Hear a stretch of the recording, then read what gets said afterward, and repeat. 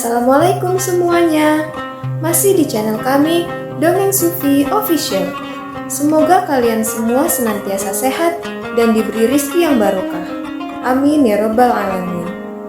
Pada suatu sore, Abu Nawas tampak sedang mengajar santri-santrinya, dan datanglah dua orang tamu ke rumahnya. Yang pertama adalah wanita tua penjual gahwa, sedangkan yang satunya adalah seorang pemuda berkebangsaan Mesir. Wanita tua itu berkata hanya beberapa kata saja, kemudian diteruskan oleh pemuda Mesir. Setelah mendengar pengaduan mereka, Abu Nawas menyuruh santri-santrinya untuk menutup kitab mereka. Sekarang pulanglah kalian semua, dan ajaklah kawan-kawan kalian datang kepadaku malam ini, sambil membawa cangkul, penggali, kapak, dan martil, serta batu, ujar Abu Nawas.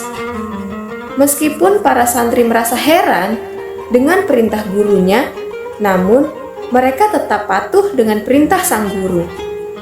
Pada malam harinya, mereka datang ke rumah Abu Nawas dengan membawa peralatan yang diminta sang guru. Lalu, Abu Nawas memerintahkan mereka untuk merusak rumah Tuan Kadi yang baru saja terpilih. Abu Nawas juga menegaskan bahwa mereka harus merobohkan rumah tersebut. Bahkan, kalau ada yang menghalangi, haruslah mereka lawan. Setelah mendapatkan arahan dari Abu Nawas, para muridnya langsung menuju ke rumah Tuan Kadi. Mereka menghancurkan rumah Tuan Kadi dengan kalap.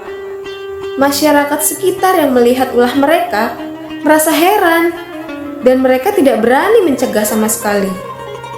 Melihat rumahnya dirusak, Tuan Kadi marah besar. Akan tetapi, Tuan Kadi pun tak berdaya. "Siapa yang menyuruh kalian merusak rumahku?" "Guru kami, Tuan Abu Nawas," jawab mereka sambil merobohkan rumahnya hingga benar-benar rata dengan tanah. "Dasar Abu Nawas provokator. Besok pagi aku akan melaporkannya kepada Baginda," teriak Tuan Kadi penuh amarah. Benar, pada keesokan harinya, Tuan Kadi mengadukan kejadian malam itu, sehingga Abu Nawas dipanggil agar segera menghadap raja. Baginda Raja menanyakan apa alasan Abu Nawas melakukan perusakan tersebut. Namun, bukan Abu Nawas jika tidak memiliki jawaban yang unik. Dijelaskan oleh Abu Nawas bahwa dia melakukan pengerusakan karena beberapa hari yang lalu bermimpi, dan di dalam mimpi tersebut Tuan Kadi memintanya untuk merusak rumahnya karena ingin rumah yang baru. Lalu sang raja menanyakan bagaimana Abu Nawas dapat hukum hanya berdasarkan mimpi saja. Mendengar pernyataan itu, Abu Nawas dengan tenang menjawab, "Hamba juga memakai hukum Tuan Kadi yang baru ini, tuanku." Mendengar perkataan Abu Nawas, seketika wajah Tuan Kadi menjadi pucat. Ia hanya terdiam 1000 bahasa saja. "Hai Kadi, benarkah engkau mempunyai hukum seperti itu?" tanya sang raja. Tetapi Tuan Kadi pun tidak menjawab. Wajahnya nampak pucat dan tubuhnya gemetaran karena takut. Kemudian Abu Nawas diminta untuk menjelaskan dengan tenang. Abu Nawas menceritakan bahwa ada seorang pemuda Mesir datang dengan harta yang sangat banyak. Namun, kemudian dia bermimpi menikah dengan anak Tuan Kadi. Dia memberikan mas kawin yang sangat banyak. Lalu, mimpi itu cepat menyebar dan sampai ke telinga Tuan Kadi.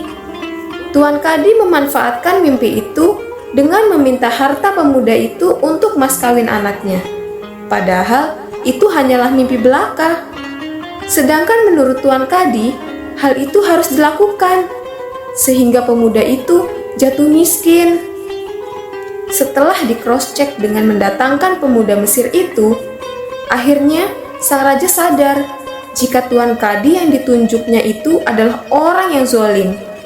Kemudian, raja memberikan hukuman, mengambil harta Tuan Kadi dan diberikan kepada pemuda Mesir tersebut.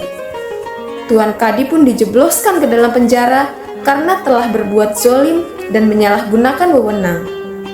Nantikan cerita selanjutnya di Dongeng Sufi Official. Jangan lupa untuk like, share, dan subscribe. Nyalakan loncengnya juga ya. Terima kasih. Wassalamualaikum warahmatullahi wabarakatuh.